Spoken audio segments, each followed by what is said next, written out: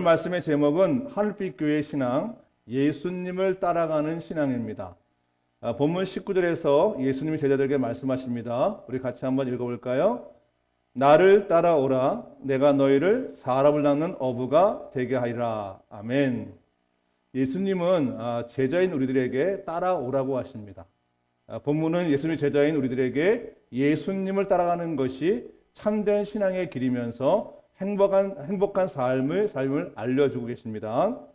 그럼 예수님을 따라간다는 것이 무엇인지 대해서 본문을 통해서 한번 살펴보기로 하겠습니다. 예수님은 갈릴리 해변에서 제자인 베드로와 안드레에게 나를 따라오라고 말씀하셨어요. 예수님 말을 들은 두 사람은 주저함없이 바로 예수님을 따라갑니다. 우리 말씀 20절을 함께 읽어보겠습니다. 시작. 그들이 곧 그물을 버려두고 예수를 따르니라. 아멘. 조금 후에 또 말씀드리겠지만 예수님의 팔로임이, 그러니까 예수님의 부르심에 대해서 곧 그들은 그물을 버려두고 예수를 따랐습니다. 예수님은 또 길을 가시다가 제자 야고보와 요한에게 또 나를 따라오라고 말씀하십니다. 예수님의 말을 들은 두 사람도 베드로와 안드레와 같이 똑같은 반응을 보입니다. 두 사람도 주저함없이 바로 예수님을 따라갑니다. 22절 말씀 함께 읽겠습니다. 시작. 그들이 곧 배와 아버지를 버려두고 예수를 따르니라. 아멘. 여기도 곧 예수를 따르죠. 그럼 어떻게 예수님의 4명의 제자는 예수님 부르심에 즉각적으로 순종을 했을까 하는 부분, 우리 다시 한번 말씀 볼까요? 20절 말씀 같이 한번 있습니다. 시작. 그들이 곧 그물을 버려두고 예수를 따르니라. 22절. 그들이 곧 배와 아버지를 버려두고 예수를 따르니라.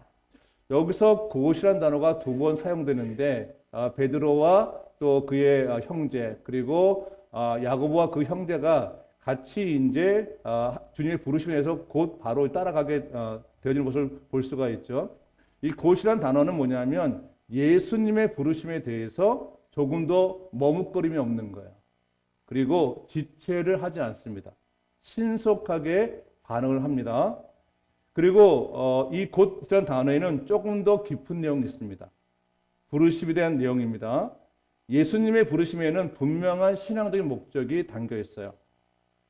거기 뭐라냐면 나를 따라오라. 내가 너희를 사람을 낚는 어부가 되게 하리라는 거예요. 아멘. 주님 따라오라 하셨을 때 그 뒤에 있는 내용, 내가 너희를 사람을 낚는 어부가 되게 하리라 말씀하시는 거죠. 여기가 내가 너희를 사람을 낚는 어부가 되게 하는 이 말을 직역하면 그리고 나는 너희를 사람의 어부로 만들 것이라고 얘기하는 거예요. 단호하죠.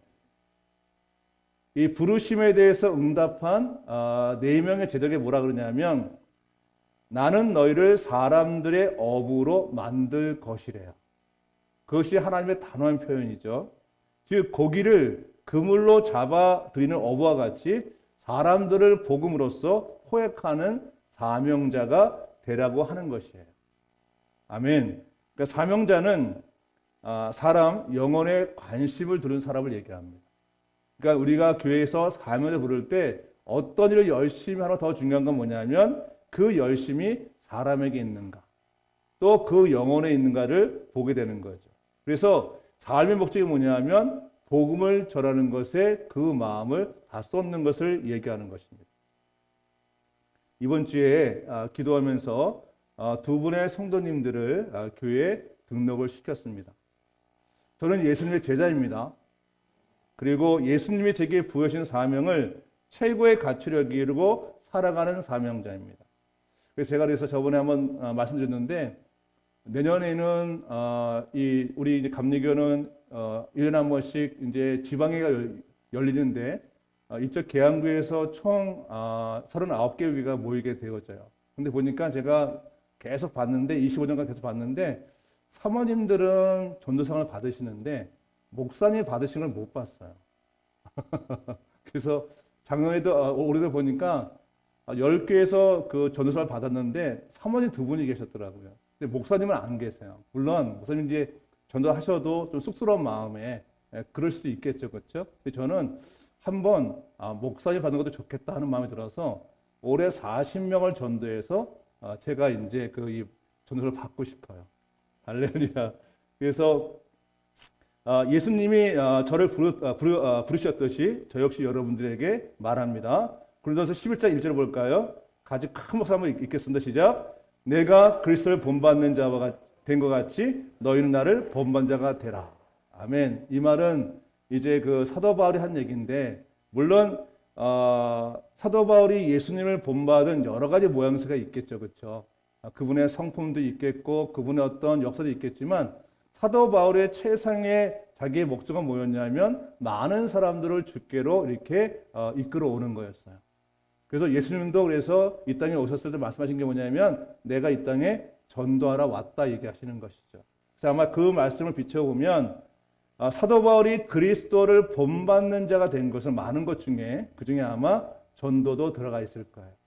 그와 같이 너희도 나를 본받는 자가 되라 하는 얘기는 뭐냐면 너희도 전도의 사명자가 되라고 하시는 것입니다.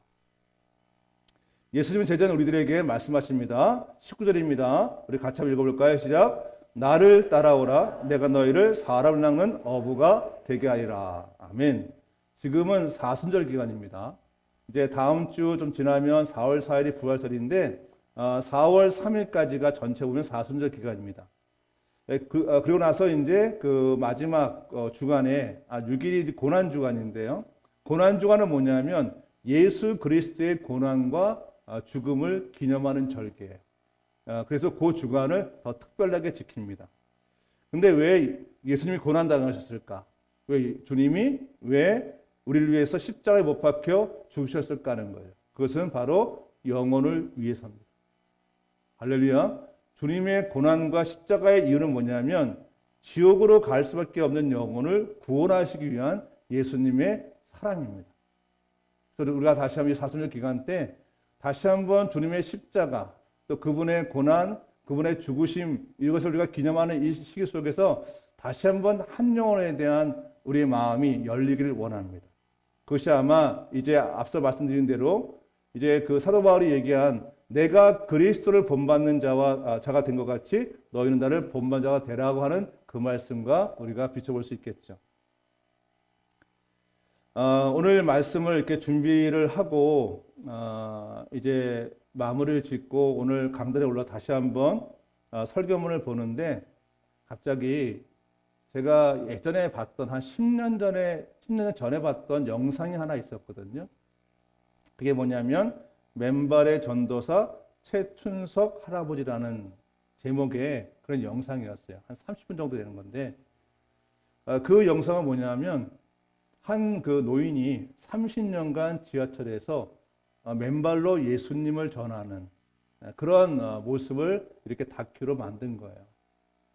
그런데 이제 이 최춘석 할아버지는 어떤 분이냐면 김구 선생님과 함께 만주에서 독립운동을 하셨던 분이세요.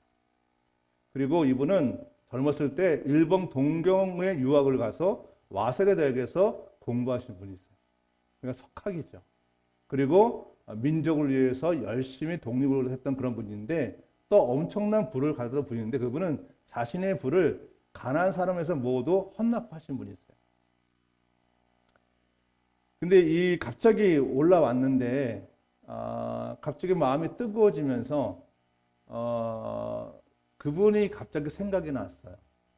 그러면서 물론 이제 설교를 준비할 때 그 설교에 전도해야 되는 얘기를 할 때는 사실은 사도 바울을 우리가 빼놓고 얘기할 수가 없거든요. 근데 때로는 우리가 사도 바울이 약간 부담스럽죠. 왜냐하면 모든 것을 누릴 수 있는 사람인데 모든 걸 내려놓고 평생을 전도하다가 가신 분이시니까 결코 우리가 원하는 삶은 아니죠, 그렇죠? 그런데 그런 생각도 한번 해봤어요.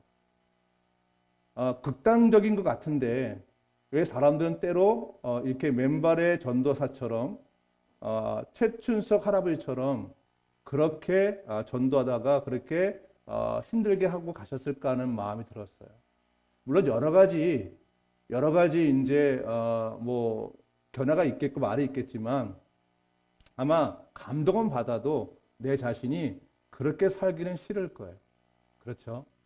그런데 성경을 보다 보면 왜 우리 그런 거 있잖아요. 내가 어떤 것에 대한 가치가 분명하면 그 가치에 모든 걸 우리가 쏟아붓습니다. 올인을 하게 되는 거죠.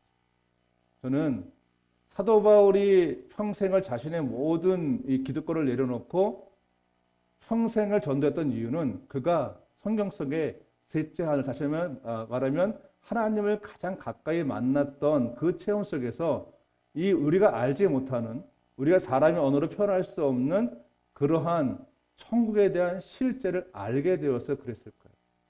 우리가 갈 곳이 바로 천국이니까.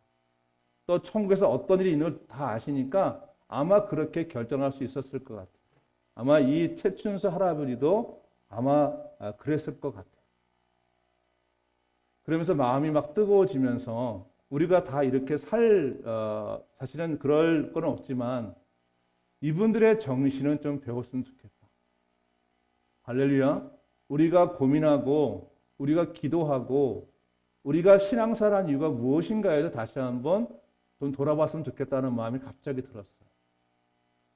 주님이 오늘 4명의 제자들, 베드로 또 그 형제, 여튼간에 요한 그 형제들이 4명의 제자들이 앞에서 나오는데 그 4명의 제자들은 전부 다 예수님의 12제자에 포함된 사람들이에요.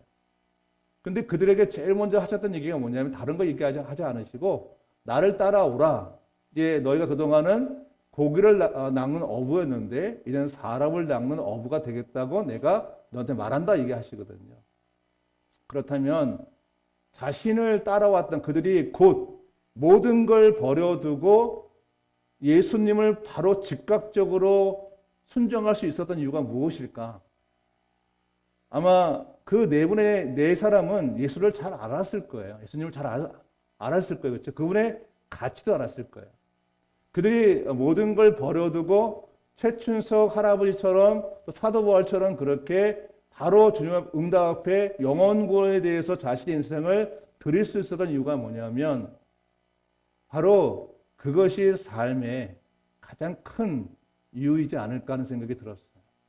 그러면서 하늘빛께 맡겨진 우리의 사명을 다시 한번 일깨웠으면 좋겠다는 생각이 들었습니다. 저는 요즘 기도하면서 하나님 앞에 다시 기도하는 게 하나가 있어요. 정말 능력자가 되길 원해요. 그래서 하나님의 영권을 가진 자로서 복음을 전할 때 누군가 내가 예수를 그분에게 전했을 때 그분들이 예수를 전했던 그 엄청난 파워를 가지고 전했을 때 많은 사람들이 죽게 돌아온 것처럼 그런 역사를 보고 싶어요. 찬송도 여러분, 우리가 기도하는 이유, 내가 큰 부자가 되는 이유, 내가 건강하게 된 이유가 뭐냐면 그것이 우리의 삶의 목적이 아니라 주님이 우리한테 그렇게 하시는 목적은 뭐냐면 바로 주님을 따라서 그 길을 함께 가자는 거죠. 우리의 건강을 주님께 드렸으면 좋겠습니다. 우리의 물질을 주님 앞에 드렸으면 좋겠습니다. 우리의 삶에 있는 풍요를 주님 앞에 드렸으면 좋겠습니다. 그것이 사명자의 길입니다. 그래서 하늘빛의 신앙은 예수님을 따라가는 신앙인데 예수님이 가신 길은 바로 한 길이죠. 영혼 구원에 대한 것. 그걸 위해 주님이 이 땅에 오셨고 그분이 그렇게 순환당하시고 고난당하시고 마지막에 주님께서 십자가에 못 박혀 돌아가시는 그것이 바로 사순절의 의미라고 저는 생각합니다. 한번 우리도 그분을 한번 따라가 봤으면 좋겠습니다. 그분이 가신 그 길에 우리가 동참해서 그분과 함께 이 사순절 기간에 다시 한번 우리의 기도가 거기에 닿기 원하고 우리의 마음이 거기에 닿기 원해서 부활절날 많은 영혼들이 죽게 돌아온 역사를 우리가 목도하기를 원합니다.